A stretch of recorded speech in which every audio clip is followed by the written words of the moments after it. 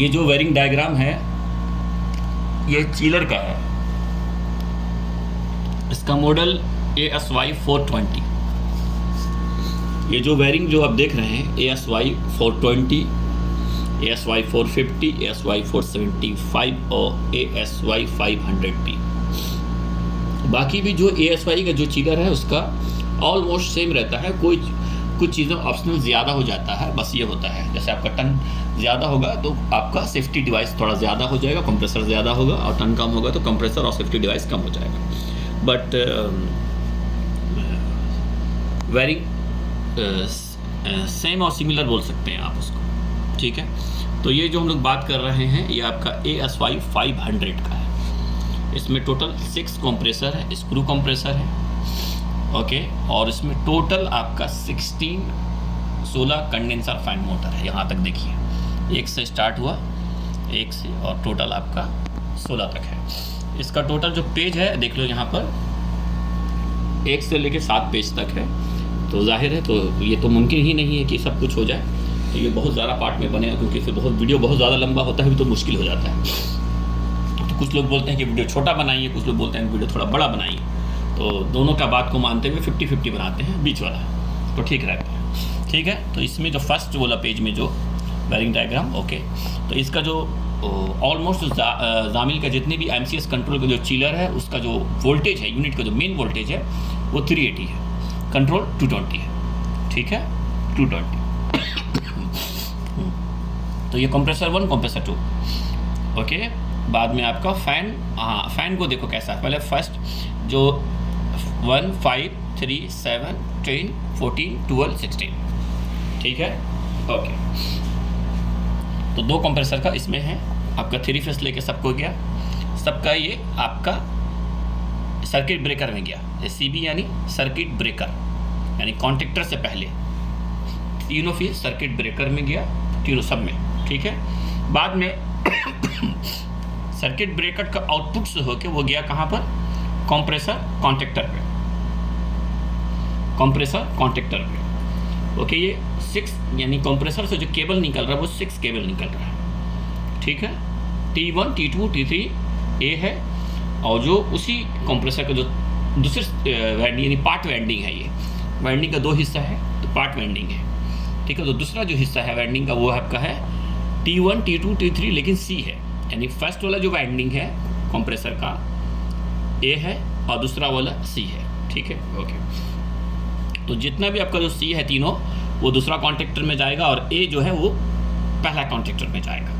अब बाद में ब्रेकर का आउटपुट से लेके आपका जो पावर है वो आपको कॉन्टेक्टर का इनपुट में लग जाएगा, और कंप्रेसर का जो वायर है वो आपका कॉन्टेक्टर का आउटपुट में लगाना होगा, ठीक है। हम लोग इसको प्रैक्टिकल भी बनाएंगे, लेकिन जाहिर है तो पहले हम लोग एक 1 बाय 1 करके इसको हम लोग आज इस डायग्राम के ऊपर एक्सप्लेन करते हैं, ठीक है। तो ये हो गया आपका कंप्रेसर 1 का, सेम है। तो सेम यही चीज़ें आपको सब में करना है, सेम, ठीक है।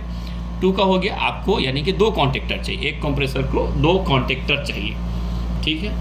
बाद में कंडेंसर फैन, कंडेंसर फैन के लिए एक ब्रेकर इस्तेमाल किया है, और उसी एक ब्रेकर से 2 कॉन्टेक्टर को वोल्टेज जा रहा है, ठीक है। एक यानी कि ये जो ब्रेकर में मेन लाइन आ रहा है, लाइन 1, लाइन 2, लाइन 3, वहाँ से ब्रेकर से आउटपुट होके कॉन्टेक्टर में जा रहा है फैन 1 और फैन 2 पे, ठीक है। यहाँ आपका लग गया। अब बाद में फैन का वायर कॉन्टेक्टर का आउटपुट में अब लगा दिए, दूसरा सेम है, ठीक है। 1, 2, 3, 4, 5, 6, 7, 8, तो टोटल 16 फैन है, लेकिन इसमें 8 है, ओके। तो इससे ये भी पता चल गया कि यानी कि कितना है, 6 कंप्रेसर है ना, कंप्रेसर को 4 फैन है, टोटल 24 है इसका, हाँ। तो वो नेक्स्ट पेज में आपको आएगा वो, ठीक है ना। तो एक फैन का यानी एक कंप्रेसर को 4 फैन है, तभी है ना, 4 छक 24 हो जाएगा, ओके। और दूसरा कंप्रेसर को फिर 4 हो गया, ठीक है, हाँ। अब पहला का जो कंप्रेसर का जो फैन है उसमें लिखा हुआ है, यानी कि जो कॉन्टेक्टर आप देखेंगे ना, कॉन्टेक्टर में लिखा होगा FMC 1, 2, 3, 4, 5, 6, 7, 8, ये कॉन्टेक्टर का नंबर है। लेकिन मोटर जो आप ऊपर जाएंगे, यूनिट के ऊपर में जहाँ कंडेंसर फैन लगा है वो कैसे, वो सीरियल वाइज कैसे लगा हुआ है, गौर करना। ये ठीक लगा हुआ है, ये भी ठीक है, ये भी ठीक है, ये भी ठीक लगा हुआ है, लेकिन वो सीरियल वाइज नहीं लगा हुआ है, आगे पीछे करके लगाया है, तो पकड़ना होगा। यानी पहला वाला जो कॉन्टेक्टर है वो नंबर 1 है, 2 वाला ओके, 3 4 5 6 7 8। लेकिन फर्स्ट मोटर लेफ्ट साइड से स्टार्ट करोगे, फर्स्ट वाला जो मोटर है वो 1 है, बाद में सेकंड यानी 3 के बाद तो 5वां वाला मोटर है वो नंबर 1 का है। अब ऐसा डिज़ाइन से लगाया वो, तो 1 और 5 कंप्रेसर 1 का है, और 3 और 7 यानी फर्स्ट 5 थर्ड और 5 ओके। ये जो फैन नंबर है ये आपका कंप्रेसर 1 का है, यहाँ 2 दिया हुआ है, ठीक है। बाद में दूसरे का 10 14 12 16 ये किसका है, ये नंबर, यानी जो मोटर ऊपर लगा है 10 14 12 16 ये कंप्रेसर 2 का है, ठीक है। चलिए ओके। अब यहाँ पर सबसे पहले हम लोग इस पे आते हैं, कंप्रेसर ऑयल हीटर, यानी ये CCS की बात कर रहा है, CCH क्रैंककेस हीटर की बात कर रहा है। इसका जो कनेक्शन है वो 220 होना चाहिए, 220, लेकिन डायरेक्ट 220 नहीं दे सकते क्योंकि ऑफ भी करना है। काम कुछ इस तरह से है इसका। फिर वही है, जानकारों के लिए रहे, जो जानकार जानते हैं, जो नहीं जानते उनके लिए स्पेशली, जो नए टेक्नीशियन है स्पेशली, तो इसको 220 मिलना चाहिए। लेकिन ये डायरेक्ट 220 पे नहीं जाएगा, क्योंकि डायरेक्ट जाएगा तो ऑफ करने के लिए फिर प्रॉब्लम ऑफ भी होना चाहिए, तो स्पेशली विंटर सीजन के लिए कि है ना, विंटर सीजन के लिए। तो कनेक्शन है ये 220 का हीटर है, 220 का। क्यों, सिंपल इसको समझने के लिए मैं जामिल की बात कर रहा हूँ, दूसरी कंपनी का हो सकता है कुछ और वोल्टेज हो, लेकिन ऑलमोस्ट 220 का ही है। तो जामिल की बात कर रहा हूँ, जामिल का, क्योंकि ये जो 2 है ना, 2 और ये जो 1 है 1B, ये दोनों आपका, ये फेस है ये न्यूट्रल है, तो ये 220 हो गया ओके। तो आइए, तो इसका है, इसको डायरेक्ट जो क्रैंककेस हीटर 6 है 1 2 3 यानी टोटल 6 कंप्रेसर का क्रैंककेस का जो 2 वायर होगा, हर का 2 वायर ना, सब वायर को एक एक न्यूट्रल दे दिया। अब क्रैंककेस का जो 2 वायर है, एक वायर को न्यूट्रल दे दिया, अब दूसरा वायर ये है, ये क्रैंककेस हीटर हो गया, इसको न्यूट्रल दे दिया सबको, ठीक है। अब ये वाला यानी कि यहाँ से निकल रहा wire number 3A 3B 3C 3D 3E 3F यानी 6 कंप्रेसर का। तो दूसरा वाला वायर हीटर से निकला, एक वायर यहाँ लगा और दूसरा वायर निकल के गया आपका कंप्रेसर कॉन्ट्रैक्टर एक्सिलरी में गया, ठीक है। और ये देखो, उसको भी गौर करो, ये NC है ये, यानी क्लोज पॉइंट में यहाँ दे दिया। अब यहाँ से फेस आपको यहाँ आया, जब ये क्लोज रहेगा तब आपका हीटर ऑन रहेगा, जब ये क्लोज रहेगा तो आपका हीटर ऑन रहेगा। तो यानी कंप्रेसर जब ऑफ रहता है तो ये NC रहता है, कंप्रेसर जब ऑन होगा तो NO हो जाएगा, फिर वो उसको पावर नहीं देगा, क्योंकि यहाँ पर वो NO हो गया है ना, क्योंकि फेस आ रहा है तो फिर सीधा यहाँ है ना। अगर NO हो गया तो फिर तो पावर आगे पास नहीं करेगा। पावर पास करने के लिए इसको NC होना ज़रूरी है, लेकिन पावर कब पास करना है, जब कंप्रेसर ऑफ है तब, हमेशा नहीं चाहिए।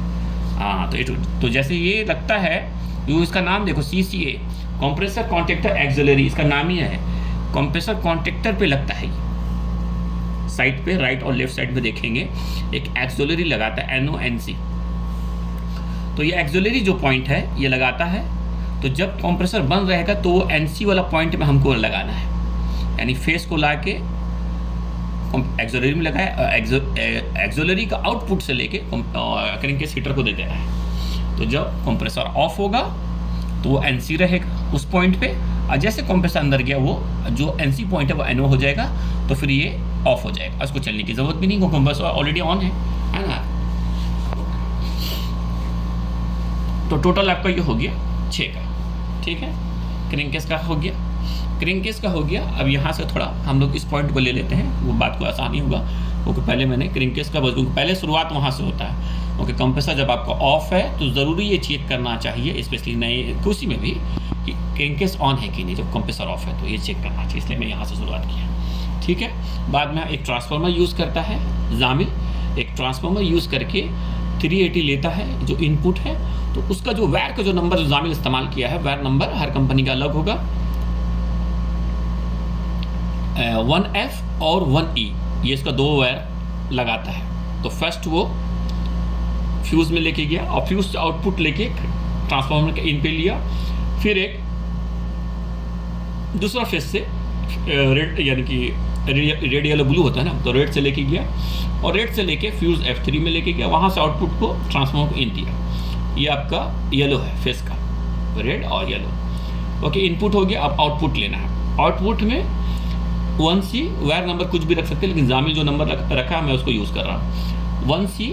और 1C जो यानी ट्रांसफार्मर का जो आउटपुट है एक वाला, जो फर्स्ट वाला वो निकला 220 बनेगा। ये 380 इन लेके आउटपुट जो सेकेंडरी है इसका जो वोल्टेज वो 230 हो गया। यहाँ से बाहर हुआ और ये आपका गया 10 एम्पेयर का फ्यूज़ है। बहुत सारे लोग सवाल पूछते हैं कितना एम्पेयर का फ्यूज़ है, तो भी याद रखो यहाँ क्लियरली मेंशन किया है। ये मॉडल को जो ASY 500 है उसको 10 एम्पेयर का फ्यूज़ है। वहाँ से लेके टर्मिनल 1B में लगाइए और 1B से जहाँ जहाँ उसको फेस की ज़रूरत है आप वहाँ आगे पास कर दीजिए। ठीक है, सेकेंड वाला ऐसे ही है। ट्रांसफार्मर का जो दूसरा जो लाइन है आउटपुट का, एक तो ये हो गया, दूसरा 1D, उसको फ्यूज़ में लेके जाइए। फ्यूज़ नंबर F2 वो आपका वहाँ पर भी एक फ्यूज़ है, 2 फ्यूज़ यानी इस्तेमाल किया यहाँ पर, है ना। सेकेंडरी में 2 और प्राइमरी में 2 फ्यूज़ इस्तेमाल किया। तो प्राइमरी वाला जो फ्यूज़ है वो 15 एम्पेयर का है और सेकेंडरी का 10 एम्पेयर का है। तो ये लेके आपको फिर वो टर्मिनल 2 में लगा दीजिए। वहाँ से जहाँ जहाँ न्यूट्रल की ज़रूरत है आप आगे बढ़ाते जाइए। ठीक है, हो गया। हमें पूरा फेस आते जा रहा है। ठीक है, अब इसके बाद हम लोग जाएंगे यहाँ पर, देखिए कनेक्शन समझने के लिए SSPS, है ना। तो SSPS जानते होंगे, स्ट्रेट सॉलिड प्रोटेक्शन सिस्टम है वो। ठीक है, तो ये भी पूरा 6 कंप्रेसर, इसका भी कनेक्शन लाइन न्यूट्रल पे रखा गया है। ठीक है, उसका SSPS को एक लाइन न्यूट्रल चाहिए 220 और 3 फेस प्लस एक्स्ट्रा चाहिए 3 फेस सीक्वेंस के लिए। बस इसका 2 ये मेन है, बाकी वो NO NC वो इसके ऊपर काम करता है। ठीक है, तो 2 वोल्टेज चाहिए। तो फर्स्ट इसको 220 चाहिए, तो 220 कहाँ लगाएंगे? SSPS में लिखा हुआ है T1 T2 वहाँ लगाना है, या कभी कभी बहुत से SSPS में लिखा रहता है L1 या N, दोनोदोनों लिखा है, तो इसको फॉलो कीजिए। या अगर ये नहीं वो लिखा है तो उसको भी फॉलो कर सकते हैं, उसमें लिखा रहेगा L1 और N। ठीक है, अब बाद में ये आप वहाँ पर लगा दिए, सब आपको एक तरफ न्यूट्रल दे दिए SSPS का, ये मतलब मान लीजिए SSPS और वो है SSPS है, यानी इसको एक न्यूट्रल दे दिया और दूसरा वाला आपका फेस दे दिया, तो 220 मिल गया। यहाँ तक पूरा हमारा काम हो गया, समझ गए। नीचे अब आते हैं, नीचे अब वहाँ से जो फेस आ रहा है, देखो फेस आया कहाँ पर 1B, वही 1B है, 1B यहाँ पहुँच रहा पूरा सीधा एकदम, है ना। बाद में NB 1B जो है वो कंट्रोल पावर पे जा रहा है, एक स्विच लगाया है। एक देखेंगे अगर लोगों ने देखा होगा, स्टील कलर का एक ऑन ऑफ स्विच होता है स्टील का, मेटल का, तो वो स्विच पे वो भी NONC है। तो कंट्रोल में पावर जाने से पहले एक स्विच का इस्तेमाल किया है, ताकि सेफ्टी के लिए अगर कुछ कंट्रोल में काम है तो उस स्विच को ऑफ करके मेन पावर बंद करने की ज़रूरत नहीं है, काम कर सकते हैं। तो 1B को लेके आया कंट्रोल स्विच पे, अब वो NC है, जब ऑन करेंगे, सॉरी NO है, मानिश NO है, जब ऑन करेंगे तब वो NC होगा, ऑफ में वो NO हो जाएगा। ठीक है, तो यहाँ लगा के अब बाद में आप यहाँ से NO पॉइंट्स ये करके आप आगे बढ़ाएंगे। ठीक है, तो यानी कि 1B से यहाँ पर और बाद में एक 1A में जाएगा, यानी कि कंट्रोल स्विच का 1A वायर वहाँ से निकालना, वायर नंबर 1A है, वहाँ से वायर निकाल के आपको जाना है UVR। UVR वही है, ओके, UVR यानी अंडर वोल्टेज रिले, ये वो है। ठीक है, तो यानी कि फेस आप यहाँ लाए, आउटपुट से NO पॉइंट से आगे बढ़ाए वायर, हो जाएगा आपका UVR में, यानी UVM बोल सकते हैं, UVM भी है, तो UVR नाम रखा है इसलिए मैं उसको यूज़ कर रहा हूँ, अंडर वोल्टेज रिले। वहाँ से आउटपुट लेके, वहाँ से एक आउटपुट लेके आपका आप कहाँ जा रहा है, अब जहाँ जहाँ उसको फेस ज़रूरत है वहाँ लगाते जाना है, पूरा ये पूरा सीधा लाइन है। तो फेस कहाँ कहाँ चाहिए, ये डायग्राम बता रहा है आपको, परेशान होने की ज़रूरत नहीं, ईजी समझो, एकदम क्लियरली कर रहा है। ये देखो, ये सीधा लेके गया, तो ये क्या है, relay M1, relay M2, M3, M4, M5, M6, M7, M8, M9, M10, तो टोटल 10 रिले है। ठीक है, तो फर्स्ट वो यहाँ से लेके आया, रिले M2 में फेस दिया, कहाँ देना है वो भी मेंशन है, बस थोड़ा समझना है, COM कॉमन में।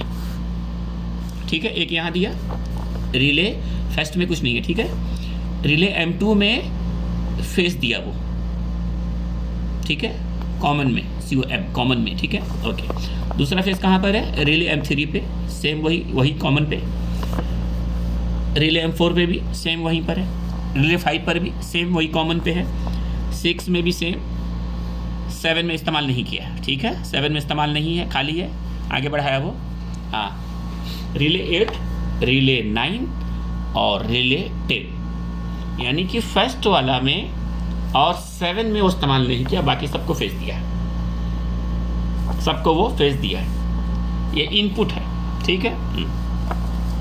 तो इसमें क्या है, ये कॉमन NONC, कॉमन NONC है ये, ठीक है, ओके। तो सबको एक फेस दे दिए हैं, ओके, फेस दे दिए, यहाँ तक सब हो गया ना, ओके।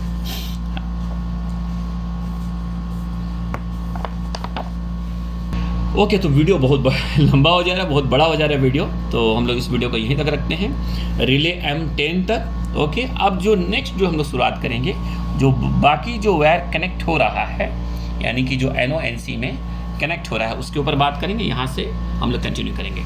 ये वीडियो में बस इतना ही, ओके। जामिल MCS कंट्रोल, तो MCS का कोई भी चिलर है, ऑलमोस्ट वायरिंग सेम है, ओके, थैंक यू।